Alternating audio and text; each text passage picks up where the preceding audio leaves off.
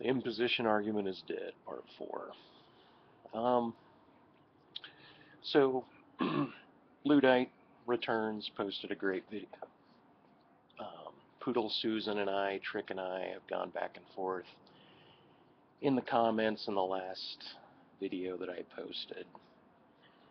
And I did ramp up and personalize my conversation with Poodle Susan.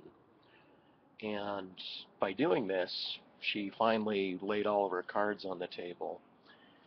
And, you know, because she was demanding that I give a justification for procreation. Before I go into that, let me mention that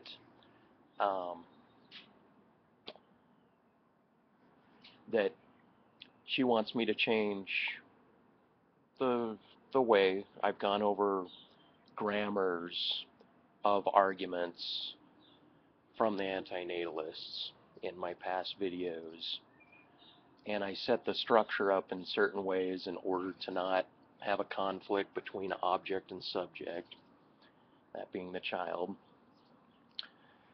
And I've maneuvered the structure of the conversation, or the structure of the argument, around, and I've spoke of consequence of suffering and so forth. But Poodle Susan says that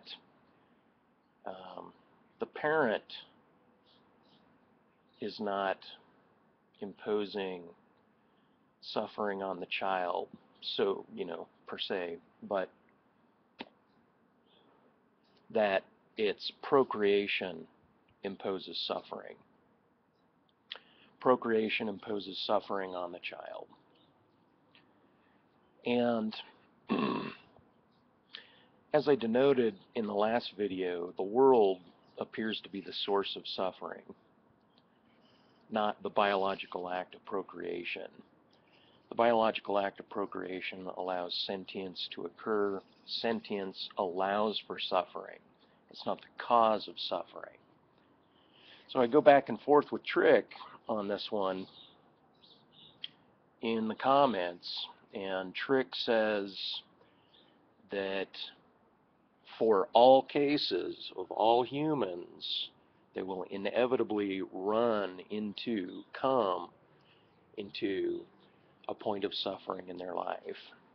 And for most cases, I agree with that, but not for all. I think there's an exception to this rule. A white couple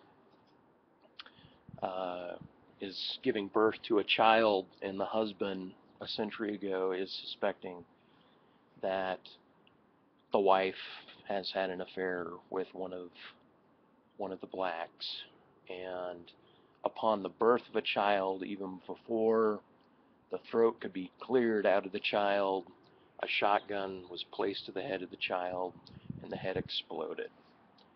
I don't believe that child suffered at all during their 10-second life on Earth. That may be extreme, right? Here's another extreme example. A child who is born that's incapable of feeling pain lives to the age of 14. He didn't have anybody in his extended family die in his midst. He was reported as being healthy and strong. And he ends up, because he could feel no pain, he ends up jumping off of a very high building and breaks his back and neck immediately and dies. I don't believe this 14-year-old in his life suffered notably in any way, suffered in a notable fashion. So here's two extreme examples. Now, humanity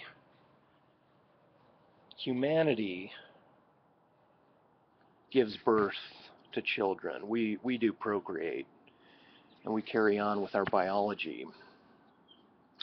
And medicine and technology aim to marginalize suffering, and they do a pretty good job at it. But the hopes for future humanity is that suffering is so marginalized, so small that it's insignificant, or that it altogether ceases. This is a hope for humanity, for civilized humanity to grow to a point where suffering ends. Now, this is a preference of presence over absence. This is to say, being a human, which we all are, speaking, having language, and allowing us to live a life that has many pleasures in it with the hopes of marginalizing suffering, makes the antinatalist argument of the necessity for suffering, even if they're correct in describing how almost all humans will go through some form of suffering in their life. And I'm not talking about, I suffer because I'm not the wealthiest man in the world. That doesn't count as notable suffering, but physical and psychological suffering. Is it possible that suffering is marginalized so much that it's not noteworthy, or that it ceases altogether? I say yes, and that comes from a transhumanist point of view and a hope for the future. It may not be considered a realistic description of how the world runs today, and there's no guarantees of the future. But according to Trick, there's no exception. Eventually suffering will come to every individual, and because of that, the consequence of the procreation is suffering. Okay, I concede the cause and effect there. I don't think that procreation is, once again, the cause of suffering, but it's the allowance for suffering. And there's a big difference between cause of suffering and allowance of suffering. So because of that difference, I think that the antinatalist point of view is stemmed from a psychology. Now, Poodle Susan, in our back and forth, decided to take the angle that there is no justice, and demanding that I give justice or justification for procreation. And in my response, I spoke about, love, about future bloodlines, about family meaningfulness, connections. I'm not really certain. I used a series of small words to describe as justifications. None of these were good enough for her. So when I got personal, then she finally laid her cards on the table and said, there is no justification for procreation. Which I respond, just like Luddite responds or makes in his video. Who's running the courtroom? If someone violates this, what's their punishment? Right? They're so stuck to this idea of justice, a legal, human, conceptual arrangement, and yet there is no penalty for procreation. There is no means to force a type of justice on humanity. That the idea of justice itself being placed in this context is not, it's not a proper, it's not a proper term to put in place. And I mean that by saying if justice is given, if I give justifications for life that have to do with love and meaning within families and so forth, desire to extend oneself into another being, to influence love and to be good parents to a child, the best that they're capable of doing, I think that being a lingual speaker, being a human, is a justification. I think people utilize these non-logical justifications all the time. So we could say, well, there's no logical justification to create a sentience who's allowed to experience pain. That may be so if you want to maintain that logic. I say that logic at some points in human consideration, in human normativity and biology, is to go to the wayside. It's not to be utilized. So these are extreme logical positions. To say that there is no justice is to not find a justice. Poodle Susan cannot find a justice in her mind, in language, in logic, for procreation. And I think that that's due to what I think Warbles on a lot said, that the majority of antinatalists are disenfranchised. They themselves are marginalized already. They've suffered enough to demand that logical extremism is used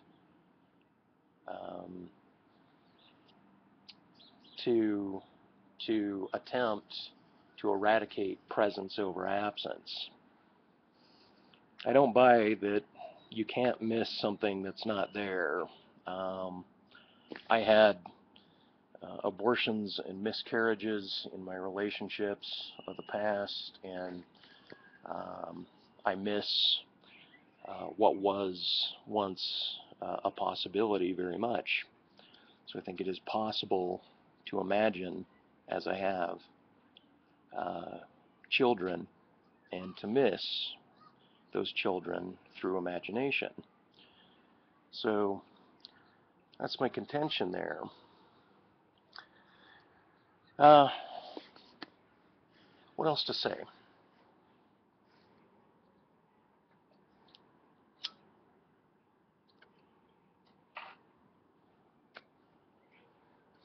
The idea of consequence and cause and effect, there seems as if there's a difference there also. Not entirely, but in my last video I said it was a hard sell to say that everybody is going to have the consequence of suffering in their life.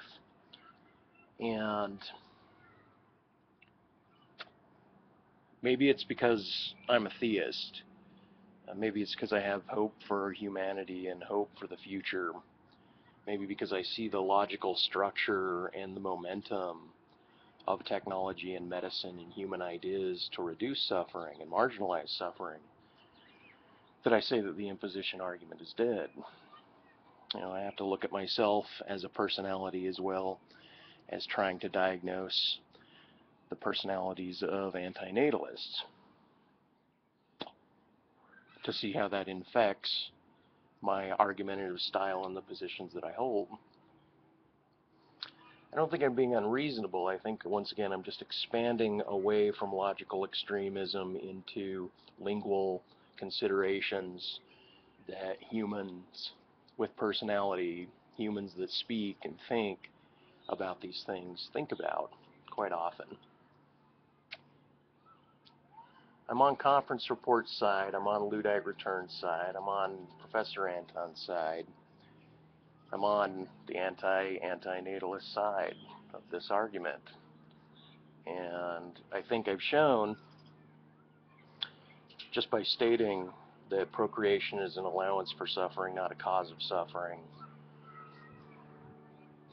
and that the consequence is not necessarily so for all beings, and it's the hope for most other beings. I'm a bit of a masochist myself. I've harmed myself. I've put myself through a great deal of suffering, and I've had my psychological issues with paranoia and so forth and so on, without going into too much detail. So I've taken the view, in because of my greatest suffering, I realized I was able to be as, I'm in pain right now, but in my greatest pain, I was able to negotiate away from my mind, so to speak, away from myself, and still have a clarity of self. So in the greatest suffering that I had, I was not crying, I was not flinching, my body wasn't even reacting to the pain. I was as calm then as I am to you now. And the doctors assumed that I must be on some narcotic to have suffered or gone through what I had gone through without experiencing or without showing a reflection of this suffering like most people do. Because of this separation of mind, this splitting of the mind, I realized that at that point, and this was from a long ago video, that I would not, and I've talked to other people that have gone through tremendous debilitating and disabling disfigurements about their opinion about suffering as being bad. And I've argued with Trick in the past that suffering itself is not an inherent badness. It's a valuation placed on an experience. Badness is the valuation placed on an experience of suffering. I don't say this is the case, once again, for all of my experiences. I've experienced pain. I've flinched. I've cried. I've suffered psychological pains and losses, human relationships, and that's been really sad, and so there's been suffering there. But I backtoe and say, in certain extents, certain experiences, that suffering is not always a bad, that the valuation of one's bodily reaction to their environment is not always, it's not always a bad. So I make that argument based on experiences that I've had. And so trying to argue with the base assumptions, like, for the sake of argument, I'm going to concede and say suffering is bad, and then move the argument somewhere else and see how the grammar holds up, the logical grammar holds up, and see if I can find exceptions to the rules that people, that the antinatalists are holding on to. I still think it's more of a psychology hell that drives them into the logical extremism that they'd like to uphold.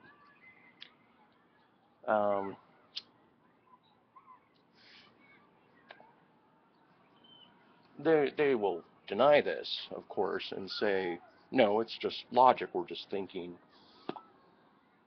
individuals who have come to this conclusion. And that, that's possible also. So I'm not always trying to look at a background psychology or personality, but it does come to mind. It's a consideration as well. So what my point is that human consideration, both logical and not logical, allows for justification of human actions, including human biological normatives, to perpetuate. Since I have hope for the future, since I see an increase in technology, it's not overshadowing necessarily the negatives of the world: Fukushima, Chernobyl, toxic waste dumps, hurricanes, bad politics, bad wars, poverty, starvation, etc. I am aware of these things as the next person involved in these things as adults are.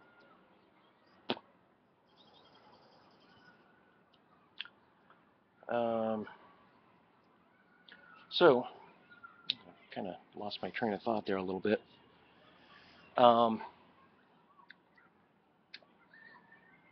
So, because of this hope for the future, this teleology that I have that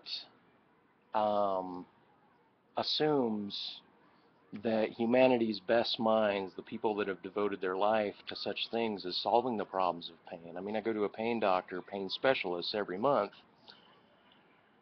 and they attempt to marginalize my pain. I've been to psychologists and psychiatrists who attempted to, quote unquote, correct my well-being, put me back into a normative state, and reduce my suffering. And that's the paradigm that they're taking. So I think there's something to that. I think there's some hope in that, and I think that this is based on evidence of previous medicine and huge leaps in care for other humans, care for humans in general.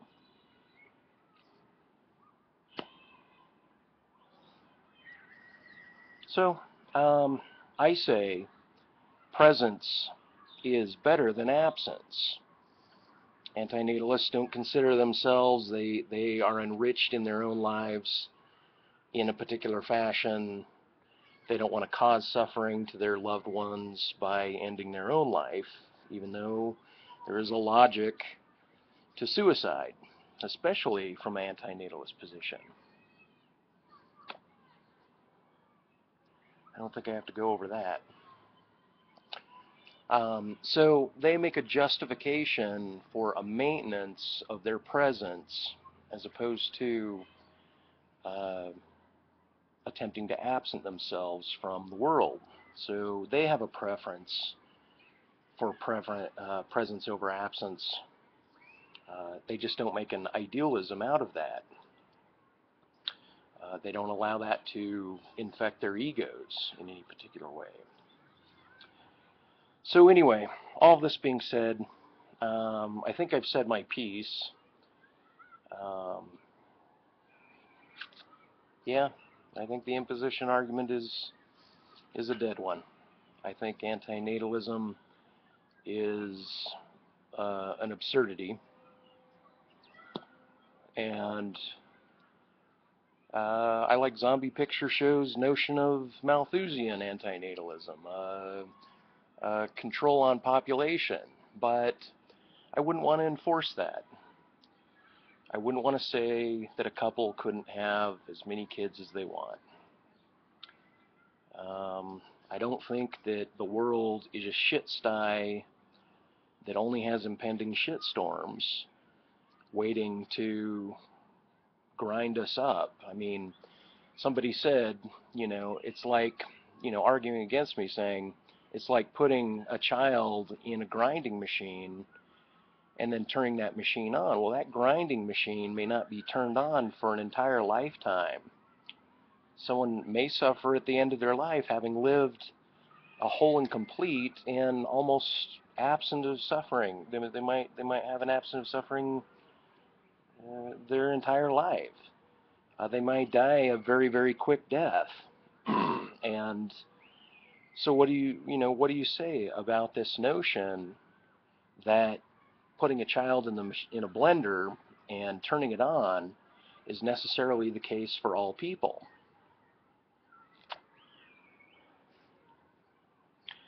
I say that there's exceptions, and I dream of those exceptions becoming more of a reality for people.